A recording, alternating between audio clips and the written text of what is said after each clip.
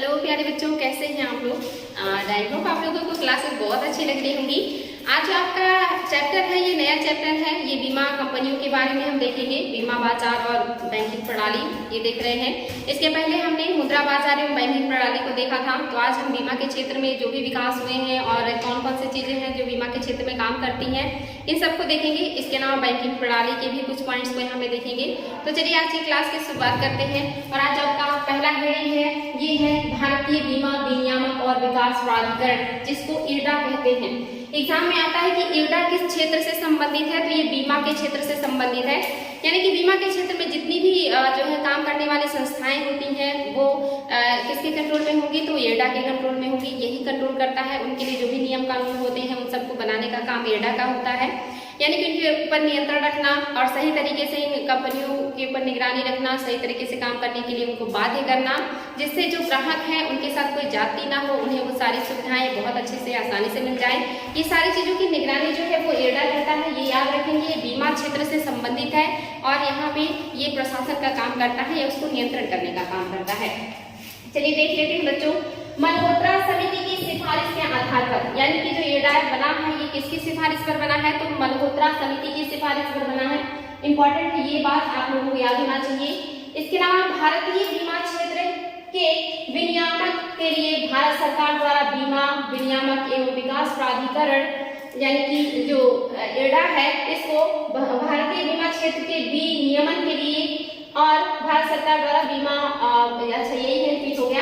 अधिनियम 1999 के तहत 2000 में IRDA की स्थापना हुई थी। यानी कि जो IRDA की स्थापना हुई है ये अधिनियम 1999 के तहत हुआ है। और कब हुआ है, तो आप देखेंगे बहुत नवीन इसकी स्थापना है, 2000 ईस्वी में इसकी स्थापना हुई है। क्यों हुई है, तो ये क्या करेगी, जितने भी बीमा क्षेत्र हैं उन सबके विनियमन का काम करेगी। जो भी भारत सरकार के द्वारा इस तरह की जो है एजेंसियां बनाई जाएंगी उनका विनियमन करेंगी, उनके लिए नियम कानून बनाएगी, उनकी व्यवस्था को देखेगी। IRDA जो है इसकी स्थापना याद रखेंगे और किस क्षेत्र से है ये भी आपको पता होना चाहिए। यह एक स्वायत्त निकाय है, यानी कि अपनी चीजों को या जो भी निर्णय है उसको लेने के लिए स्वतंत्र है। इस पर लोगों का दबाव नहीं होता या इसके ऊपर ऐसी कोई संस्था नहीं है जो इसके ऊपर दबाव डाले। ये गवर्नमेंट के द्वारा बनाई गई स्वायत्त निकाय है। इंपॉर्टेंट है बच्चों, ध्यान देंगे। इसके लिए एक अध्यक्ष और 5 पूर्णकालिक अध्यक्ष तथा 4 अंशकालिक सदस्यों की व्यवस्था की गई है। यानी कि इसमें जो सदस्य हैं, एक अध्यक्ष होंगे और इसमें 5 जो है वो पूर्णकालिक सदस्य हैं और 4 जो होंगे वो अंशकालिक होंगे। टोटल 10 सदस्य होते हैं अध्यक्ष को लेकर के, ये भी आपको पता होना चाहिए। और उस 10 में एक अध्यक्ष होंगे, 5 जो होंगे वो पूर्णकालिक होंगे और जो 4 होंगे वो अंशकालिक सदस्य होंगे। इनसे मिलके IRDA के जो बोर्ड का है गठन होता है और जितनी भी बीमा से संबंधित वित्तीय संस्थाएं होंगी या कंपनियां होंगी इन सब के ऊपर कंट्रोल करने का काम करता है IRDA, जिसकी स्थापना 2000 में हुई है अधिनियम 1999 के तहत। इंपॉर्टेंट है बच्चों। इसकी नियुक्ति और मनोनयन भारत सरकार द्वारा की जाती है। यानी कि जितने भी सदस्य हैं उन सबकी नियुक्ति और मनोनयन, यानी कि या तो उनकी नियुक्ति की जाएगी या उन्हें मनोनीत किया जाएगा। तो ये करने का जो काम है वो गवर्नमेंट करती है, यानी कि एक सरकारी या निकाय है, लेकिन ये एक स्वायत्त निकाय है। अपने फैसलों के लेने के लिए ये स्वतंत्र होता है, इस पर कोई दबाव नहीं होता है। यह प्राधिकरण जो है इसका जो मुख्यालय है ये हैदराबाद में है। यानी कि हैदराबाद वर्तमान में आप जानते हैं तेलंगाना में पड़ता है। तेलंगाना की राजधानी है हैदराबाद और IRDA का ये मुख्यालय है। IRDA यहीं से काम करता है, यहीं से सारे इस तरह की संस्थाओं को नियंत्रित करता है, विनियमित करता है। इंपॉर्टेंट है बच्चों, ध्यान देंगे IRDA को। IRDA पॉलिसी धारकों के हितों की सुरक्षा, यानी कि जितने भी लोग इस तरह की पॉलिसी लेते हैं जीवन बीमा से संबंधित या बीमा से संबंधित, उन सारे पॉलिसी धारकों के लिए जो भी व्यवस्थाएं होती हैं उसका जो निगरानी है वो IRDA करेगा। ध्यान देगा कि जितने भी पॉलिसी धारक है उनके हितों की सुरक्षा हो तथा उनके प्रति उचित व्यवहार सुनिश्चित करना, यानी कि उनके साथ अच्छा व्यवहार किया जाए। आप जानते हैं कि पहले जो बैंक थे वो ग्राहकों के साथ अच्छा व्यवहार नहीं करते थे। अगर कोई पैसा निकालने के लिए जाता था या जमा करने के लिए जाता था तो बहुत अजीब सा व्यवहार करते थे उनके साथ। लेकिन बाद में जब इस तरह की संस्थाओं की स्थापना हो गई और उनके ऊपर कंट्रोल किया गया तो अब आप देखेंगे बैंक में जाने पे वो आपके साथ जो भी एम्प्लॉय होते हैं बहुत अच्छे से व्यवहार करते हैं और पूछते हैं कि आपको क्या जरूरत है। अगर कोई चीज नहीं समझ में आती है तो उसे समझाने का प्रयास करते हैं और भरपूर सहयोग करते हैं कि जो भी व्यक्ति आया है उसे उस तरह का काम दिया जाए। तो ये सारी चीजें जो है ये इरडा के आने के बाद से ज्यादा अच्छा हुआ है। इसके पहले इस तरह की व्यवस्थाएं बैंकों में नहीं होती थी। वहाँ के जो एम्प्लॉय होते थे बहुत ही अजीब व्यवहार करते थे, यानी कि लोगों को अच्छी सेवाएं प्रदान नहीं करते थे। इंपॉर्टेंट है बच्चों, ध्यान देंगे। उचित व्यवहार को जो सुनिश्चित करने का काम है वो इरडा ही करेगा।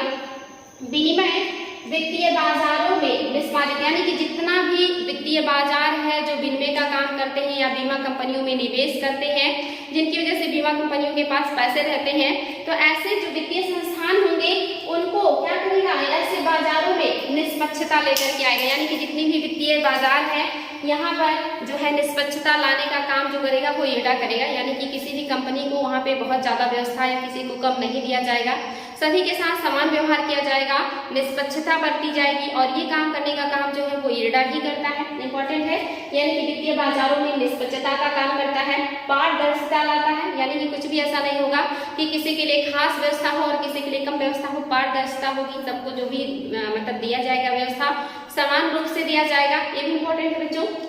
इसके अलावा सुव्यवस्था को बढ़ावा देने का काम भी इरडा करेगा। वित्तीय बाजार में जो व्यवस्थाएं हो वो सुव्यवस्थित हो, लोगों के लिए सुविधाएं अच्छी हो, वहाँ पे लोगों को काम करने में प्रॉब्लम ना हो, इन सारी चीजों की जो व्यवस्था है वो इरडा ही करता है। इसके अलावा आप देखेंगे कि ये वित्तीय सुदृढ़ता के उच्च मानकों को भी तय करता है। यानी कि जितने भी वित्तीय सुविधाएं होती हैं उसमें सुदृढ़ता होनी चाहिए। ये नहीं कि किसी के लिए अलग नियम है और कुछ लोगों के लिए अलग नियम है। और इसके अलावा आप देखेंगे ये उच्च मानक उसके लिए तय करता है। यानी कि जो भी मानक बनाए जाएंगे वो सबके लिए समान होगा और उसे फॉलो करना सबके लिए बाध्यकारी होगा। यानी कि जो भी ये मानक बनेंगे वो हर व्यक्ति के लिए समान होंगे, चाहे वो कोई भी कंपनी हो। इसके पहले आपने जो वित्तीय बाजार और बैंकिंग प्रणाली में पढ़ा था, वहाँ पे आपने देखा था कि बैंक कैसे पहले आधार दर जो तय करते थे उसमें कुछ लोगों को बहुत ज्यादा छूट देते थे, कुछ लोगों को छूट नहीं देते थे, जिससे जो पारदर्शिता थी वो कम होती थी। इसी तरह का इरडा जो है ये काम करती है कि यहाँ पे पारदर्शिता जो है पूरी होनी चाहिए, जो वित्तीय सुदृढ़ता है ये बढ़िया होना चाहिए, लोगों को समान अवसर मिलना चाहिए, समान लाभ मिलना चाहिए। ये सारी चीजें इरडा ही करती है, इसका बहुत इंपॉर्टेंट काम है। इसके अलावा विश्वसनीयता को भी बनाए रखने का काम करता है कि जो भी ग्राहक आए, जो भी कंपनी आए, उसकी विश्वसनीयता बनी रहे, इस तरह का कोई भी गड़बड़ी ना हो किसी भी बीमा कंपनी के द्वारा, या जो भी निवेशक है इस तरह के कंपनियों में उनको हर चीज की व्यवस्था करने का जो काम है या जो निगरानी करने का काम है वो इरडा का है। एग्जाम में बहुत ज्यादा क्वेश्चन आता है कि बीमा क्षेत्र में जो नियमन का काम करता है, जो कंट्रोल का काम करता है, कौन करता है, तो इरडा करता है। जैसे आप देखेंगे शेयर बाजार में जो कंट्रोल का काम करता है वो सेबी करता है। तो ये एग्जाम में बहुत ज्यादा आता है, इनकी स्थापना बहुत ज्यादा है, इनके सदस्य जो है इसको भी बहुत ज्यादा एग्जाम में पूछता है। तो सदस्य कितने हैं, स्थापना कब हुई है, किस क्षेत्र से संबंधित है, क्या क्या इसके काम है, ये सारी चीजें आप लोगों को पता होना चाहिए। और एक सरकारों द्वारा नियुक्त ये स्वायत्त संस्था है ये भी पता होना चाहिए। तो इंपॉर्टेंट है बच्चों, ध्यान देंगे इरडा के बारे में। इतने पॉइंट्स याद रखेंगे तो एग्जाम में आप लोग क्वेश्चन को सही कर पाएंगे। जब भी इरडा से बनेगा कोई क्वेश्चन तो आपका गलत नहीं होगा, इसको बार बार देखिएगा। आगे है नई बीमा योजनाएं, यानी कि इसके नाम है आपका भारत जीवन बीमा यानी कि LIC, भारतीय जीवन बीमा जो कंपनी है जो LIC है बहुत ज्यादा फेमस है और ये लोगों को सुविधाएं देती है काफी पुराने समय से। इसकी जो राष्ट्रीयकरण है 1956 में किया गया था, जो कि 1956 के पहले भारत में बहुत ज्यादा बीमा कंपनियां हो गई थी, जिसमें लोगों को बहुत ज्यादा नुकसान भी होता था, लोगों के साथ ठगी भी होता था, उनको अच्छे पॉलिसी का लालच दे करके पैसे जमा कर लिए जाते थे लेकिन पॉलिसी नहीं दिया जाता था। बहुत सारे लोगों के पैसे डूब जाते थे। ऐसी कंपनियां बहुत फेक कंपनियां भी हो जाती थी जो अपने आप को एस्टेब्लिश कर लेती थी और जब ज्यादा पैसे उनके पास हो जाते थे तो वो वहां से भाग जाती थी। तो लोगों को बहुत ज्यादा नुकसान हुआ करता था। तो ये जो बीमा कंपनियां हैं इनकी संख्या भारत में बहुत ज्यादा थी। तो इसको कंट्रोल करने के लिए, व्यवस्थित करने के लिए या जो लोग हैं उनकी परेशानियों को कम करने के लिए गवर्नमेंट ने 1956 में इसका राष्ट्रीयकरण कर दिया गया। यानी कि राष्ट्रीयकरण मीन्स ये गवर्नमेंट के हाथों में आ गया, एक सार्वजनिक क्षेत्र बन गया या सरकारी क्षेत्र बन गया बीमा या LIC क्षेत्र। और यहाँ पे सिर्फ एक ही जो है कंपनी बना दिया गया जो गवर्नमेंट के कंट्रोल में होगा राष्ट्रीयकरण करने के बाद। 1956 में भारत सरकार द्वारा LIC क्षेत्र को राष्ट्रीयकृत किया गया और देश में क्रियाशील 245 स्वदेशी व विदेशी LIC कंपनियों को अधिग्रहित कर ₹500 करोड़ की पूंजी के साथ सार्वजनिक कंपनी के रूप में स्थापित कर दिया गया। यानी कि जो LIC कंपनी है इसका राष्ट्रीयकरण 1956 में हुआ और इसको भारत सरकार ने जितनी भी उस समय कंपनियां काम कर रही थी, चाहे वो विदेशी थी या स्वदेशी, उन सबको मिला करके या विलय करके एक संस्था बना दी गई और उसे सरकार के कंट्रोल में कर दिया गया। और इसकी जो शुरुआत की पूंजी थी वो टोटल 500 करोड़ थी, 5 करोड़ थी, ये भी ध्यान देंगे क्योंकि इसमें 5 करोड़ अपने आप में महत्वपूर्ण रखता था। तो 5 करोड़ की पूंजी के साथ एक सार्वजनिक कंपनी के रूप में स्थापित हो गया था जो आपका LIC है 1956 में। याद रखेंगे बच्चों, उसके पहले LIC की जो कंपनियां होती थी वो बहुत ज्यादा प्रॉब्लम क्रिएट करती थी और उनकी संख्या भी देखेंगे आप कितना ज्यादा है, 245 लगभग 250 कंपनियां काम कर रही थी भारत में 1956 तक। तो इंपॉर्टेंट है, इसको ध्यान देंगे। निजी क्षेत्र में LIC के खुलने पर रोक लगा दिया गया, यानी कि गवर्नमेंट ने क्या किया, जब स्थापना हुई, स्थापना का डेट याद रखेंगे 1 सितंबर 1956 में इसकी स्थापना किया गया था और 1956 में ही इसका राष्ट्रीयकरण भी हुआ था। इसके बाद से गवर्नमेंट ने रोक लगा दिया कि कोई भी प्राइवेट जो लोग हैं वो LIC की कंपनी नहीं खोलेंगे या LIC जैसी पॉलिसी लोगों को नहीं देंगे, क्योंकि इसमें लोगों के पैसे डूबने का या उनके साथ जो है धोखाधड़ी होने का खतरा बहुत ज्यादा रहता था। तो गवर्नमेंट ने रोक लगा दिया कि अब कोई भी निजी कंपनी जो है वो नहीं LIC का काम करेगी, सिर्फ जो है वो गवर्नमेंट का जो संस्थान है वही LIC का काम करेगा। तो ये भी याद रखेंगे, वर्तमान में कोई भी निजी कंपनी ऐसा नहीं है जो LIC दे। जो LIC देने का काम करता है वो सार्वजनिक कंपनी है और जिसकी स्थापना 1956 में हुआ और राष्ट्रीयकरण भी 1956 में हुआ है। ये इंपॉर्टेंट है आपके लिए। नई बीमा योजनाएं, ये तो है आपका कंट्रोल कौन करेगा और किस तरह से जो कंपनी है बीमा क्षेत्र में वो कौन है, सार्वजनिक क्षेत्र की है, स्थापना कब हुई, राष्ट्रीयकरण कब हुआ, सब देखा आपने। लेकिन कुछ नई योजनाएं जो गवर्नमेंट लेकर के आती है लोगों के लिए, उनको बीमा के लिए, ये एग्जाम में आता है, डेट आता है और क्या है इसमें प्रावधान ये भी आता है। देख लेते हैं नई बीमा योजनाओं में। पहला है आपका प्रधानमंत्री सुरक्षा बीमा योजना। आप जानते हैं PM मोदी के आने के बाद हर क्षेत्र में कुछ नया किया गया है, तो बीमा क्षेत्र में भी उन्होंने बहुत सारी पॉलिसी लेकर के आए थे, जिसमें आपका प्रधानमंत्री सुरक्षा बीमा योजना बहुत इंपॉर्टेंट है। इसकी शुरुआत 2015 में हुआ था और ये कितने वर्ष आयु के लोगों के लिए था, तो 18 से लेकर के 70 वर्ष के जितने भी नागरिक होंगे वो इस पॉलिसी का लाभ उठा सकते हैं। वो जो है बैंकों में अपना खाता खुलवा करके, और इसका जो अमाउंट है साल में सिर्फ इसमें 12 रुपए जमा करने होते थे, यानी कि जो भी खाता खुलवाएगा वो हर वर्ष अकाउंट में अपने 12 रुपए जमा करेगा और वो 18 से 70 वर्ष के जितने भी नागरिक हैं इस सेवा का लाभ उठा सकते थे। इस सेवा में अगर किसी व्यक्ति का आकस्मिक मृत्यु हो जाता था या वो पूरी तरह से विकलांग हो जाता था तो ऐसे व्यक्तियों को 2 लाख रुपए दिए जाते थे, और जो व्यक्ति कुछ टाइम के लिए या अर्ध विकलांगता हो जाती थी ऐसे व्यक्तियों को आप देखेंगे 1 लाख की सुविधा का इसमें प्रावधान किया गया है। तो इंपॉर्टेंट है बच्चों, 1 लाख की सुविधा उन लोगों के लिए है जो आंशिक या अस्थायी विकलांगता वाले हैं, और 2 लाख की सुविधा उनको दिया जाएगा जो आकस्मिक मृत्यु होगी और जिनका पूर्णकालिक विकलांगता हो जाएगा, यानी कि वो पूरी तरह से हमेशा के लिए विकलांग हो जाएंगे। ऐसे लोगों को गवर्नमेंट की तरफ से 2 लाख की सुविधा दी जाएगी इस पॉलिसी के तहत। और ऐसे लोग जो अस्थायी रूप से लेकिन अंशकालिक या मतलब जो है आंशिक रूप से विकलांग होंगे ऐसे लोगों को 1 लाख का कवर गवर्नमेंट के द्वारा जो पॉलिसी बनाई गई है उसके तहत दिया जाएगा। एग्जाम में ये आता है कि ये किस सन में आया है, तो 2015 में आया है। कितने आयु वर्ग के लोग इसका फायदा ले सकते हैं, 18 से 70 आयु वर्ग के लोग इसका फायदा ले सकते हैं। इंपॉर्टेंट है, कभी कभी और डीप आता है तो ये अमाउंट भी पूछ लेता है कि आंशिक विकलांगता और पूर्ण विकलांगता या आकस्मिक मृत्यु के लिए कितना गवर्नमेंट जो है लोगों को सुविधाएं प्रोवाइड करेगी। तो इंपॉर्टेंट है बच्चों, ध्यान देंगे। नेक्स्ट जो आपकी योजना है प्रधानमंत्री जीवन ज्योति योजना। ये योजना भी याद रखिए 2015 में ही शुरू किया गया है और इसमें आयु वर्ग जो है 18 से 50 वर्ष है, यानी कि यहाँ पे थोड़ा सा डिफरेंसेस आ गया है। 18 वर्ष से लेकर के 50 वर्ष के जो लोग हैं वो इस पॉलिसी का फायदा उठा सकते हैं। इसमें जो है आप देखेंगे 1 वर्ष में ज्यादा नहीं है, लेकिन लगभग इसका जो अमाउंट है बहुत मतलब निश्चित है। तो यहाँ पे जो भी व्यक्ति होगा वो क्या करेगा, उसको 2 लाख का कवर प्रदान किया जाएगा और 1 वर्ष में उसको 230 रुपए जमा करना पड़ेगा। उसकी जो प्रीमियम राशि है 330 रुपए है, प्रीमियम राशि 330 है। जो भी व्यक्ति इसको सुविधा लेना चाहे वो अपना खाता खुलवा करके साल में 330 रुपए जमा करेगा और उसको जब भी प्रॉब्लम होगी तो वहाँ पे उसको 2 लाख का जो है जीवन बीमा उपलब्ध कराया जाएगा। अगर उसका मृत्यु होता है या उसके साथ कोई भारी दुर्घटना होती है तो उसे 2 लाख का जो है सरकार की तरफ से इस पॉलिसी के तहत जो है सुविधाएं दी जाएगी।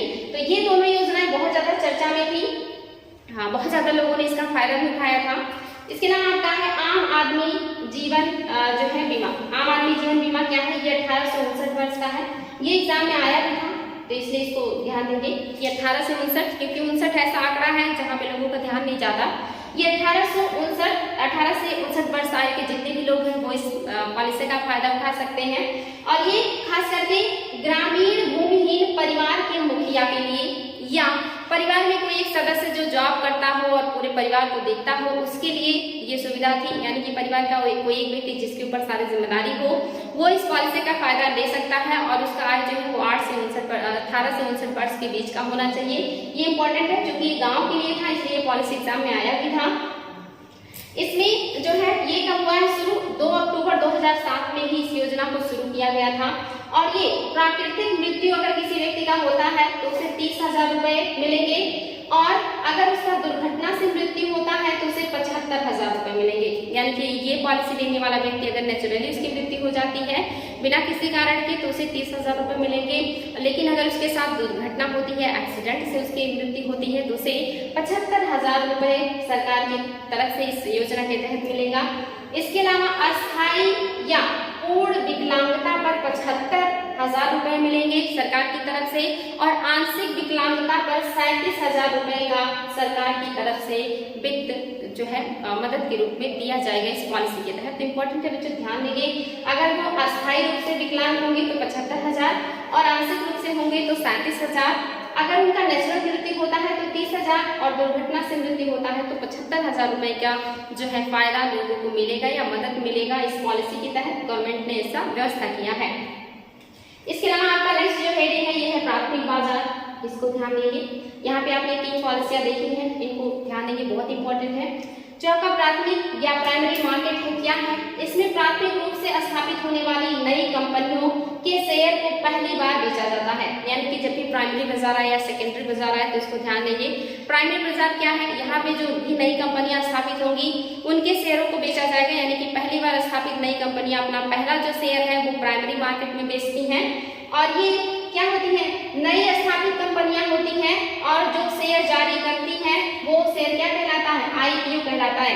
यानी कि प्राइमरी बाजार की जो कंपनियां हैं उनके द्वारा जो शेयर जारी किए जाएंगे वो आईपीओ कहलाएगा, यानी कि इनिशियल पब्लिक ऑफरिंग। ये इंपॉर्टेंट है, ध्यान देंगे, ये इसका फुल फॉर्म भी आप लोगों को पता होना चाहिए। जो भी वो उनके द्वारा शेयर जारी किए जाएंगे वो आईपीओ कहलाएंगे और ये प्राथमिक बाजार होगा जहाँ पे नई नई कंपनियां खुलेंगी और अपने जो है नए नए शेयरों की जहाँ पे बिक्री करना शुरू करेंगी। नेक्स्ट है आपका द्वितीयक बाजार। द्वितीयक बाजार सेम अपोजिट है सेकेंडरी मार्केट।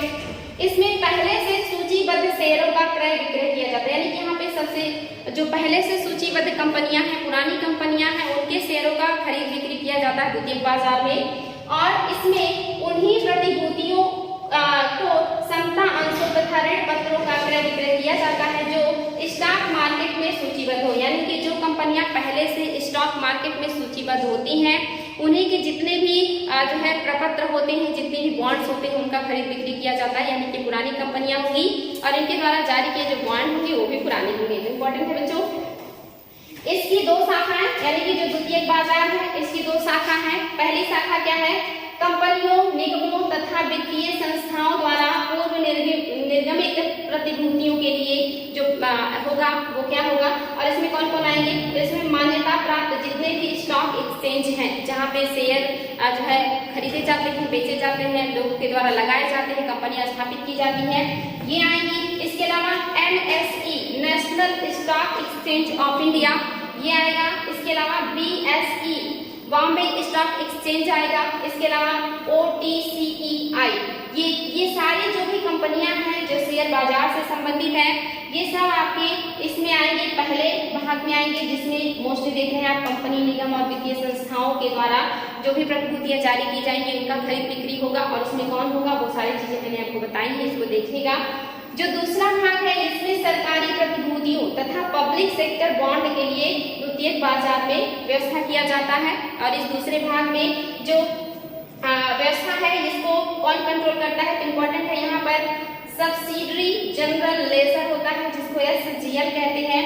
ये द्वितीयक बाजार के इस दूसरे भाग का कंट्रोल करता है और यहाँ पर क्या होता है, यहाँ पर जो पुरानी सूचीबद्ध कंपनियां हैं जब अपने नए शेयर जारी करती हैं, यानी कि पुरानी सूचीबद्ध कंपनियां जब अपने नए शेयर जारी करती हैं तो उसे एफपीओ कहते हैं। यानी कि एफपीओ क्या है?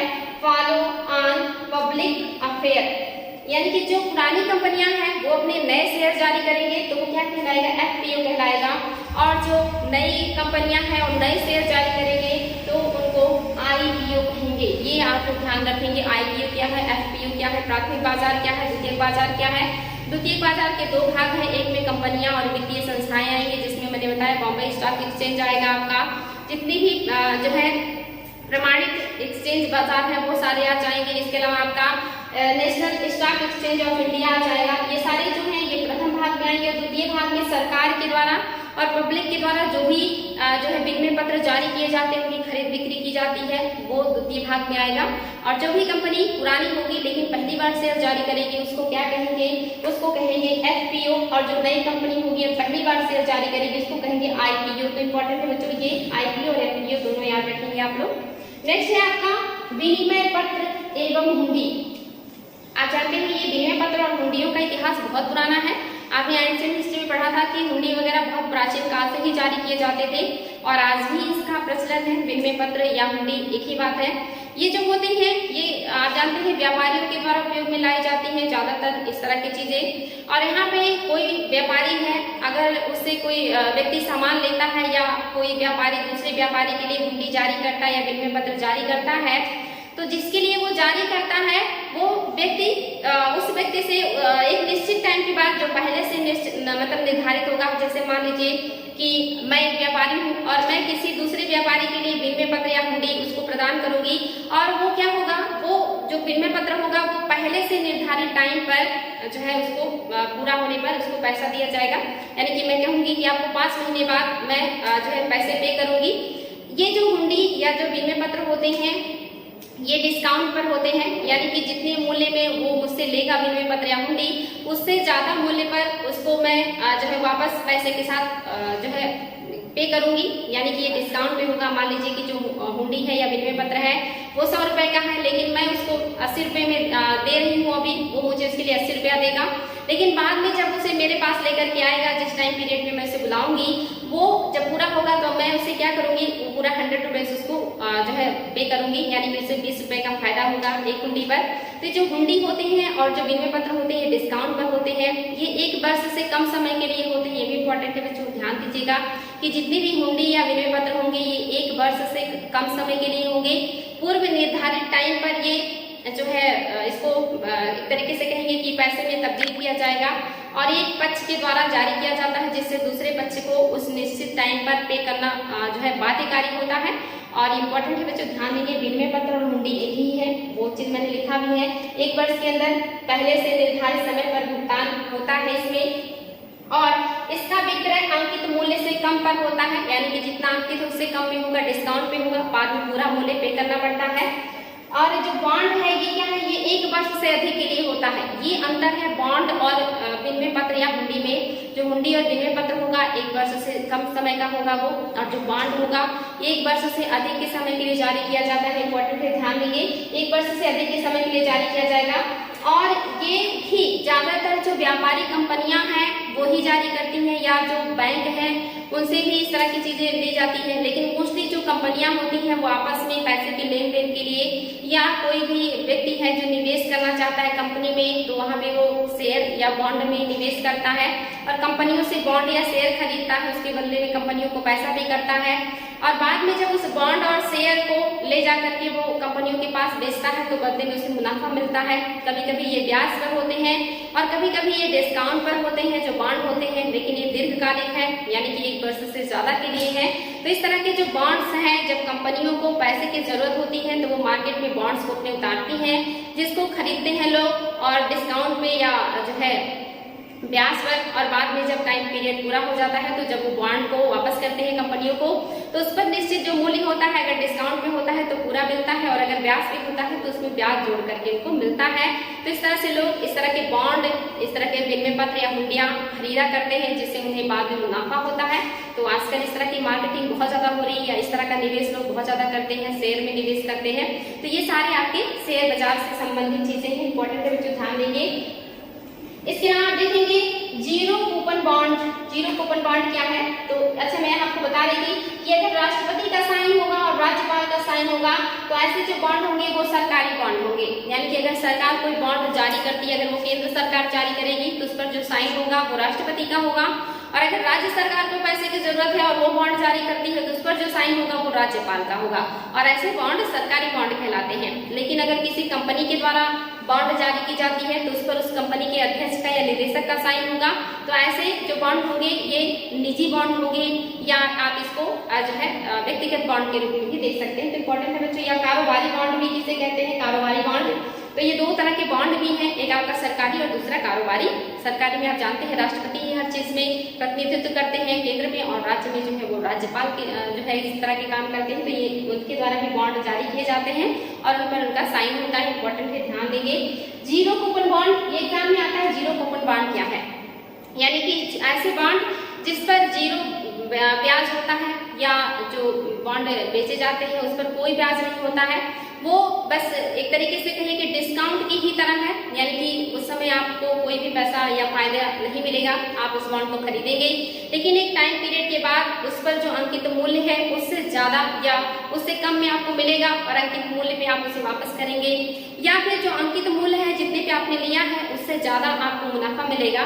तो यानी कि इस पर कोई ब्याज नहीं होता, ये जीरो ब्याज पर होता है, इसीलिए इसको जीरो कूपन बॉन्ड कहते हैं। लेकिन इसको जब वापस किया जाता है तो उसमें प्रॉफिट मिलता है, क्योंकि मोस्टली ये डिस्काउंट पे होते हैं या ऐसे वायदे पर होते हैं कि जब आप वापस करेंगे तो हम आपको इससे ज्यादा पैसा जो है पे करेंगे। तो ये है जीरो कूपन बॉन्ड। इंपॉर्टेंट है बच्चों, बॉन्ड और जीरो कूपन बॉन्ड और विनिमय पत्र, हुंडी, ये सब आप लोगों को क्लियर हो गया होगा।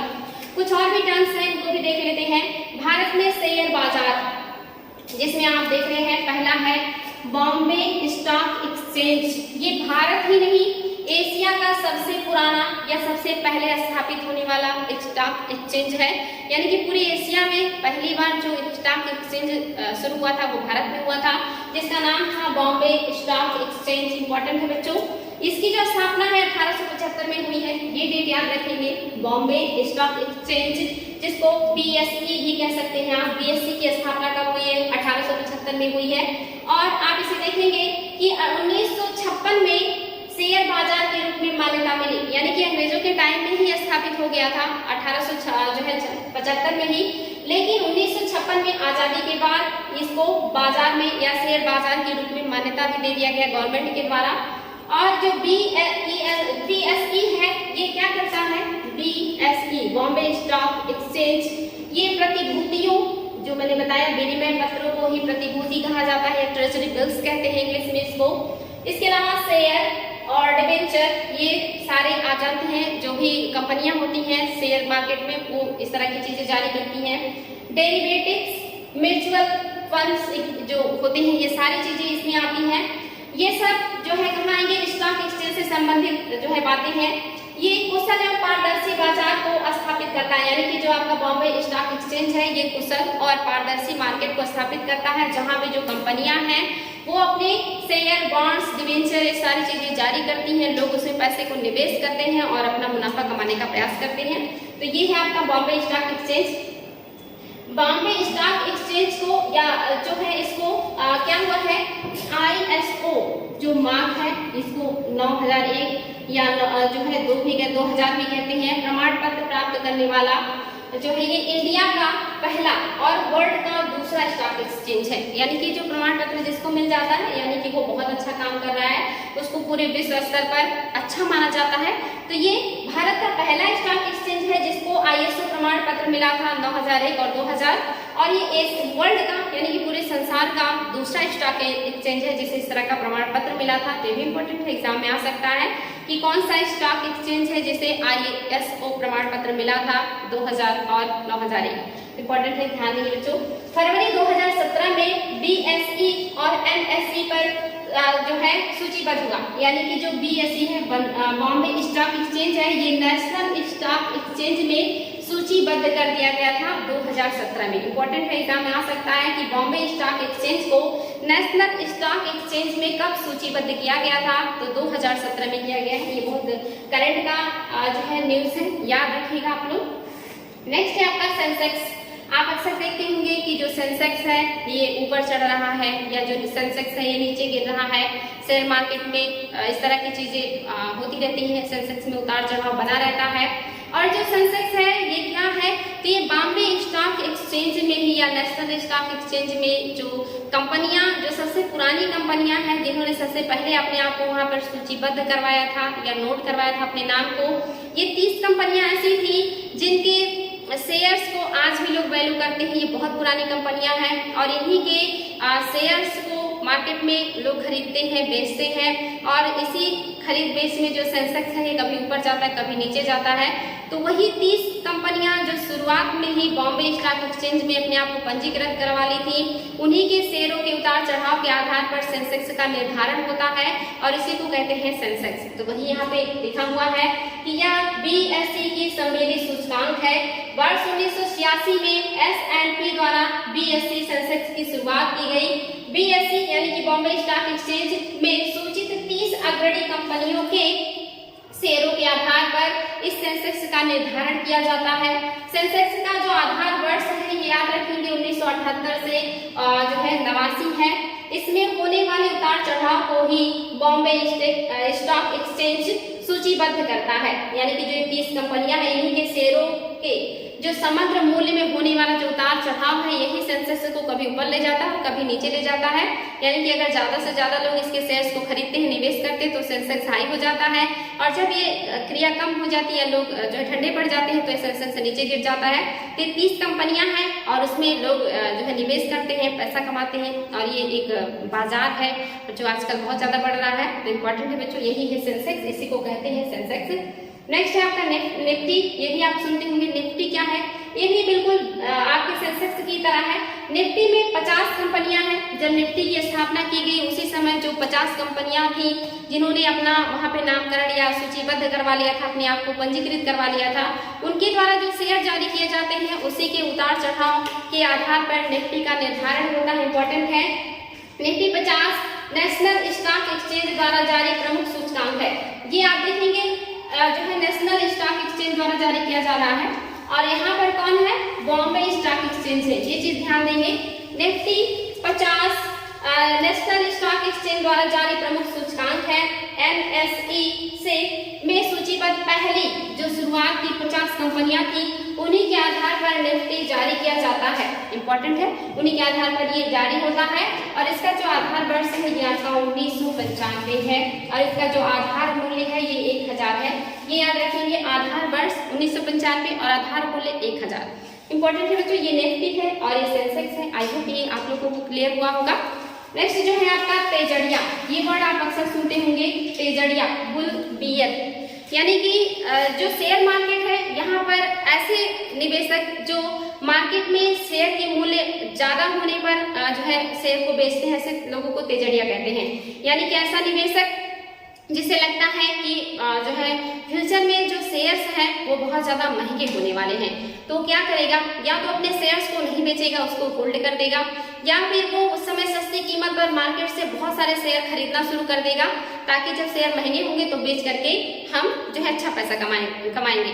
ये अनुमान होता है कि आगे शेयर मार्केट में महंगाई आने वाली है या शेयरों की कीमत बढ़ने वाली है। यहाँ पे दो तरह के लोग काम करते हैं, एक बुल एक बियर, यानी कि एक तेजड़िया और दूसरा मंदड़िया। तो जो तेजड़िया है जब उसे लगता है कि फ्यूचर में या भविष्य में शेयरों का दाम बढ़ने वाला है तो अपने शेयरों को बचाएगा या बहुत बड़ी मात्रा में वो कम कीमत पर शेयरों को खरीदना शुरू कर देगा। और जब वो शेयरों को खरीदना शुरू करेगा तो मार्केट में शेयर्स की कमी होने लगेगी, उसका दाम अपने आप बढ़ जाएगा। और जब तेजड़िया सक्रिय होते हैं तो मार्केट में शेयरों की कमी हो जाती है क्योंकि वो ज्यादा से ज्यादा खरीद करके शेयर अपने पास डंप कर लेते हैं ताकि जब शेयर का दाम महंगा हो तो उसमें बेच करके हम फायदा कमाएं। तो ऐसे लोगों को तेजड़िया कहते हैं जो शेयर्स के दाम बढ़ने पर उसको बेच करके फायदा कमाते हैं, इन्हीं को बुल भी कहते हैं। नेक्स्ट है आपका मंदड़िया। ये जो होती है ये ऐसा अनुमान लगाते हैं कि जो वर्तमान में शेयर्स की कीमत है वो जो है फ्यूचर में जाकर के गिरने वाली है या कम होने वाली है। तो ऐसे लोगों के पास जो शेयर्स होते हैं इसे वर्तमान मूल्य पर ज्यादा से ज्यादा बिक्री करने का कोशिश करते हैं क्योंकि इनको लगता है कि हमारे पास जो शेयर्स है वो घाटे में चले जाएंगे। अगर इनको मैंने वर्तमान मूल्य में नहीं खरीदा तो भविष्य में हमें घाटा होगा या इनके शेयर्स के दाम जब घट जाएंगे तो हमें अच्छा मुनाफा नहीं होगा। तो ऐसे में जो मंदड़िया लोग होते हैं ये अपने शेयर्स को मार्केट में ज्यादा से ज्यादा बेचना शुरू कर देते हैं, और जब मंदड़िया लोग मार्केट में सक्रिय होते हैं तो मार्केट में शेयर्स की मात्रा बढ़ जाती है और शेयर्स का जो धीरे धीरे दाम है वो घट जाता है। तो ऐसे लोग ऐसे टाइम में बेच करके मुनाफा कमा लेते हैं, ताकि जो शेयर्स है उसका दाम जब घटे तो उन्हें नुकसान ना लेना उठाना पड़े। तो इनको बीए कहते हैं, इंपॉर्टेंट है बच्चों। तो अब आई होप तेजड़िया और मंदड़िया आप लोगों को नहीं भूलेंगे। नेक्स्ट है आपका एंजल निवेशक। एंजल मीन्स आप जानते हैं देवदूत, देवदूतों को लोग एंजल कहते हैं। तो एंजल निवेशक मार्केट में कौन से निवेशक हैं जिनको एंजल निवेशक कहा जाता है? तो आप देखेंगे जो कंपनियां हैं इनको शुरुआत में अपने आप को स्थापित करने के लिए बहुत ज्यादा पैसे की जरूरत होती है, या फिर अगर ये अपने आप को स्थापित करते हैं और अपने शेयर्स को बेचते हैं या बॉन्ड जारी करते हैं या विनिमय पत्र या हुंडी जारी करते हैं, तो लोग जो है ऐसे कंपनियों के विनिमय पत्र को या हुंडियों को या बॉन्ड को खरीदना ज्यादा पसंद करते हैं, जो पुरानी है, जो मार्केट में पहले से स्टेब्लिश है, जिनके डूबने का खतरा लोगों को कम होता है, लोग उसी में पैसा निवेश करते हैं। जो नई नई कंपनियां स्थापित होती हैं उसमें लोग पैसा निवेश करना कम पसंद करते हैं, या उनके द्वारा जारी किए गए बॉन्ड, उनके द्वारा जारी किए गए जो प्रतिपत्र होते हैं या जो भी विनिमय पत्र होते हैं उसे लेना कम पसंद करते हैं, क्योंकि इसमें रिस्क बहुत होता है। कभी कभी इसमें फायदे भी बहुत हो जाते हैं, क्योंकि अगर कंपनी चल गई तो फायदा बहुत है और अगर डूब गई तो नुकसान भी बहुत है, इसीलिए इसमें कोई निवेश नहीं करना चाहता है। लेकिन कुछ लोग जिन्हें लगता है कि अगर फायदा होगा तो हम बहुत मुनाफे में रहेंगे, या ऐसे लोग जिनके पास पैसे बहुत होते हैं, थोड़े बहुत पैसे डूब जाने से उन्हें बहुत ज्यादा नुकसान नहीं होने वाला है, लेकिन अगर उन्हीं थोड़े पैसों से कंपनी चल गई तो उन्हें फायदा बहुत हो जाता है। तो ऐसे निवेशक जो नई नई कंपनियों में निवेश करते हैं, जो अभी भी नई नई कंपनी लगी है जिसमें लोग अभी विश्वास कम करते हैं, ऐसे कंपनियों में अगर कोई विश्वास करके या कोई पैसा लगाता है ज्यादा मुनाफा के जो है चक्कर में या एवज में या लालच में, तो ऐसे लोगों को एंजल निवेशक कहते हैं, क्योंकि ऐसे लोग ऐसे कंपनियों के लिए एंजल का काम करते हैं, जो कि उसे वो स्टैंड करवाने में मदद करते हैं।